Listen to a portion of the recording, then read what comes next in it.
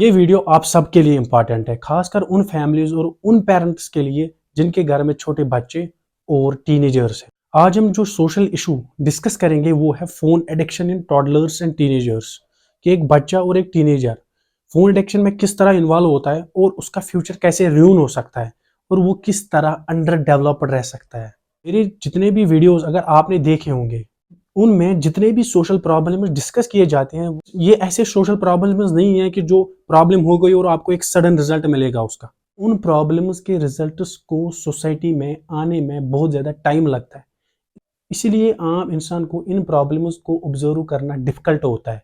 इस वीडियो में हम एक सीक्वेंस में बात करेंगे। पहले हम उन बच्चों की बात करेंगे जिनकी एज 4 साल तक है, 5 साल, और फिर हम उन टीनेजर्स की बात करेंगे जिनकी एज 15-16 तक है।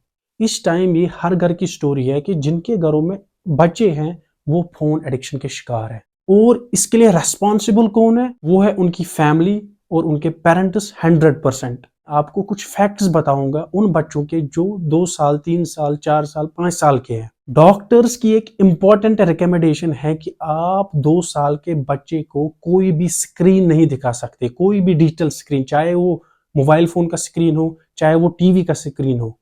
पेरेंट्स उन्हें चुप कराने के लिए उन्हें फोन का स्क्रीन दिखाते हैं, वहां पर कार्टून्स दिखाते हैं, वहां पर कुछ और दिखाते हैं, जो सबसे बड़ी गलती करते हैं।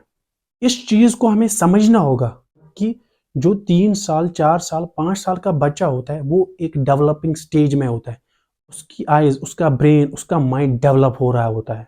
जब आप उसे एक मोबाइल का स्क्रीन दिखाते हैं उसे चुप कराने के लिए, उस फोन से हार्मफुल रेडिएशंस निकलती है, उनके आईज में प्रॉब्लम कर सकते हैं, इवन की cancer, tumour like conditions create कर सकते हैं, और जो उनकी आईज डेवलप हो रही है वो अंडर डेवलप्ड रहती है, जिसका आप डायरेक्ट रिजल्ट इस टाइम सोसाइटी में देखोगे कि इस टाइम सोसाइटी में जो बच्चों की पॉपुलेशन है 5 साल, 6 साल की, उनमें आपको स्पेक्स तो आजकल ज्यादा मिल रहे हैं। दूसरा जो इस 3 साल, 4 साल, 5 साल बच्चे को सफर करनी पड़ती है वो है उसका अंडर डेवलप्ड सोशल इंटरेक्शन। जो बच्चा 3 साल, 4 साल, 5 साल की एज में फोन एडिक्टेड होता है, उसका जो एक सोशल डेवलपमेंट है वो उस तरह नहीं होता है, वो अंडर डेवलप्ड होता है, उसका ब्रेन अंडर डेवलप्ड होता है, उसका एक सोच, उसकी लैंग्वेज, उसका जहन अंडर डेवलप्ड रहता है। जब एक बच्चे की एज 3 साल, 4 साल, 5 साल की होती है, उसका एक सोशल इंटेलेक्ट डेवलप होता है उस टाइम, और फोन एडिक्शन की वजह से वो बहुत ज्यादा इफेक्ट होता है। एक बच्चे की एज 3 साल, 4 साल और 5 साल की होती है, वो उस टाइम सोशली डेवलप कर रहा होता है, और जब आप उसे फोन दे रहे हैं और उसका एडिक्टेड बना रहे हैं तो वो उस तरह सोशली इंटरेक्ट नहीं कर पाएगा और वो अंडर डेवलप्ड रहता है। इसीलिए डॉक्टर्स इस टाइम ये रिकमेंड करते हैं कि 3 साल, 4 साल, 5 साल के बच्चे को जितना आप कम स्क्रीन टाइम दिखा सकते हैं उतना कम दिखाना चाहिए, क्योंकि फिर लेटर ऑन उन बच्चों में उस तरह सोशल डेवलपमेंट नहीं मिलता है और उनके अंदर इस तरह ब्रेन डेवलप होता है कि वो क्विक रिजल्ट्स को पसंद करते हैं। जो बच्चा 3 साल, 4 साल और 5 साल का होता है उसके अंदर एक माइंड इस तरह का डेवलप होता है कि वो क्विक रिजल्ट्स चाहते हैं, जो सोशली पॉसिबल नहीं होता है। फिर वो बच्चे स्लीपिंग डिसऑर्डर और डिप्रेशन के शिकार बनते हैं, क्योंकि जो वो गेम खेल रहा है उसका रिजल्ट विद इन मिनट्स आता है और उसे उस चीज की आदत होती है। जब वो बच्चा सोशली कोई टास्क करता है और उसका रिजल्ट विद इन मिनट्स नहीं आता है, उसके अंदर एक बिहेवियरल चेंज मिलती है जो उसके फ्यूचर के लिए बहुत ज़्यादा डेंजरस है। और भी बहुत सारे प्रॉब्लम है जो उन टॉडलर्स को फ़ोन एडिक्शन की वजह से सफ़र करना पड़ता है। टेक्नोलॉजिकल डेवलपमेंट और डिजिटल वर्ल्ड ऑर्डर, इसके बारे में अवेयर होना बहुत ज़्यादा ज़रूरी है, लेकिन इस डिजिटल वर्ल्ड ऑर्डर के कुछ डिसएडवांटेजेस भी है जो एक टीनेजर नहीं समझता है। अगर आप किसी भी टीनेजर को फ़ोन दोगे तो उसके 99% चांसेस होते हैं कि वो फ़ोन एडिक्टेड हो सकता है अगर वो अंडर ऑब्जर्वेशन नहीं रहा।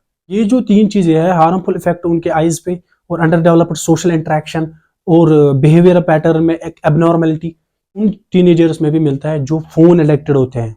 एक टीनेजर का इन्वॉल्वमेंट फ़ोन में एक टॉडलर से डिफरेंट होता है और वो बहुत ज़्यादा डीप और डेंजरस होता है। जो बच्चा 6th, 7th और 8th क्लास में पढ़ता है और उसे स्कूल में मैथ्स की प्रॉब्लम होमवर्क मिलती है और वो वही प्रॉब्लम गूगल और स्मार्टफोन का कैलकुलेटर यूज करके सॉल्व कर रहा है, तो फिर उस होमवर्क का क्या फ़ायदा? इंडिविजुअल को ये समझना होगा कि जो 6th, 7th और 8th स्टैंडर्ड के बच्चे हैं, जब उन्हें कोई मैथ्स की प्रॉब्लम दी जाती है, वो इसलिए दी जाती है कि उसके माइंड के अंदर एक प्रेशर क्रिएट हो। जब वो अंडर प्रेशर अपना ब्रेन यूटिलाइज़ करेगा उस मैथ्स प्रॉब्लम में, तो उसका ब्रेन डेवलप होगा। लेकिन जब बच्चा वो यूटिलाइज़ेशन फ़ोन से लेता है, उसका ब्रेन अंडर डेवलप्ड रहता है। फिर वो लेटर ऑन फ्यूचर में कॉम्पिटिशन्स में उस तरह स्टैंड नहीं कर पाता है।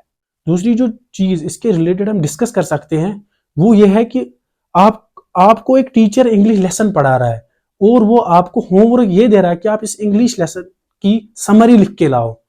जब वो बच्चा घर आता है, अपने पेरेंट्स से फ़ोन मांगता है कि मुझे होमवर्क करनी है, वो उस लेसन को गूगल करके उसकी समरी निकालता है, वो कॉपी करके और याद करके दूसरे दिन उस टीचर के सामने सबमिट करता है।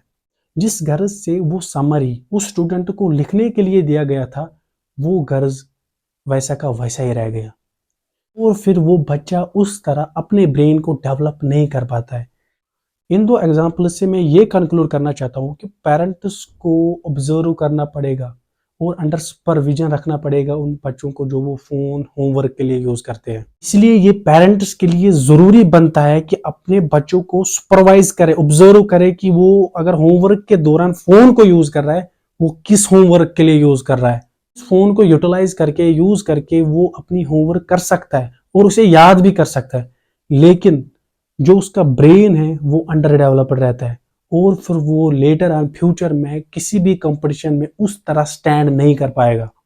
कुछ केसेस में ऐसा भी होता है कि आप बच्चे को कोई टास्क देते हैं करने के लिए और जब वो टास्क करता है तो आप उसे एज ए रिवार्ड वो फ़ोन यूज़ करने के लिए देते हैं, जो उस पेरेंट की या फैमिली की सबसे बड़ी गलती होती है। ये उस पेरेंट को समझना होगा कि जो एज ए रिवार्ड मैं इस बच्चे को फ़ोन दे रहा हूँ, क्या ये रिवार्ड जो फ़ोन है, क्या ये अच्छी चीज़ है? जिस फ़ोन से उसकी आइज़ खराब हो सकती है, उसका बिहेवियर पैटर्न चेंज हो सकता है, उसका social development, social interaction under develop रह सकती है, आप उसे वो चीज़ हाथ में दे रहे हैं। जब आप उसे एज ए रिवार्ड वो फ़ोन यूज़ करने दे रहे हैं, क्या आपने कभी अपने बच्चे का पोस्चर चेक किया है, वो किस पोस्चर में फ़ोन चलाता है? उसकी बोन्स, उसका सारा बॉडी का सिस्टम उस टाइम डेवलप हो रहा होता है। और एक जो चीज़ इसमें है कि जब आप उसे एज ए रिवार्ड फ़ोन दे रहे हैं, अगर आप उसे अचानक फ़ोन ले रहे हैं, उसके अंदर आपको एक एंगर मिलेगा, जो उन बच्चों और उन पेरेंट्स के लिए बहुत ज़्यादा डेंजरस है। अगर आपका बच्चा आपके साथ फ़ोन के लिए लड़ाई कर रहा है, तो आप ये समझिए कि आपका बच्चा प्रॉब्लम में है और उसे एक्नॉलेज करना बहुत ज़्यादा ज़रूरी है। फ़ोन एडिक्शन उन बच्चों के ग्रेड्स और उनके मार्क्स पे भी बहुत ज़्यादा इफ़ेक्ट करता है। जो बच्चा फ़ोन एडिक्टेड है और उसका क्लासमेट भी फ़ोन एडिक्टेड है, तो वो बच्चे क्लास में गेम्स का स्कोर डिस्कस करते हैं और जब उस बच्चे का गेम का स्कोर कम होता है अपने क्लासमेट या अपने दोस्त से, उसके अंदर एक कंपटीशन क्रिएट होता है और वही बच्चा घर आके फिर फ़ोन के लिए अपने पेरेंट्स के साथ लड़ाई करता है। एक पेरेंट इसके बारे में अवेयर है कि जो टीनेज की एज होती है ये बहुत ज़्यादा क्रिटिकल होती है और इस टाइम बच्चे को ख्याल रखना बहुत ज़्यादा ज़रूरी है। चल आप अपने बच्चे को सोशल एनवायरनमेंट से थोड़ा सा दूर रख सकते हैं, लेकिन अगर आप उसी बच्चे को घर पे फ़ोन दे रहे हैं तो वो उससे भी डेंजरस है। 8th, 9th और 10th के बच्चे हैं, ये टीनेजर्स होते हैं, इनकी एज बहुत ज़्यादा क्रिटिकल होती है और इनके हाई चांसेस होते हैं कि वो इस तरह फ़ोन के अंदर डीप इन्वॉल्व होते हैं जो एक पेरेंट सोच भी नहीं सकता। जैसे कि सोशल मीडिया में इन्वॉल्व होना और फिर वहाँ पे उन लोगों के साथ इंटरेक्ट करना जिन्हें वो प्रैक्टिकली नहीं जानते हैं। खासकर वो पेरेंट्स ज़्यादा रिस्पॉन्सिबल होने चाहिए अगर उनकी बेटी 8th, 9th, 10th में फ़ोन यूज़ करती है। उनके हाई चांसेस होते हैं जब वो सोशल मीडिया में इन्वॉल्व होते हैं, उन्हें अब्यूज़ फेस करना पड़ता है। पेरेंट्स को उन बच्चों के फ़ोन यूजेज को मॉनिटर करना पड़ेगा। अदरवाइज़ बच्चा इतना इन्वॉल्व होता है उस डिजिटल वर्ल्ड के साथ, फिर उसे उस एडिक्शन को छोड़ना इम्पॉसिबल बनता है। अगर आपको ये वीडियो पसंद आया तो आप लाइक करो, शेयर करो और सपोर्ट करो। Thank you for watching my video.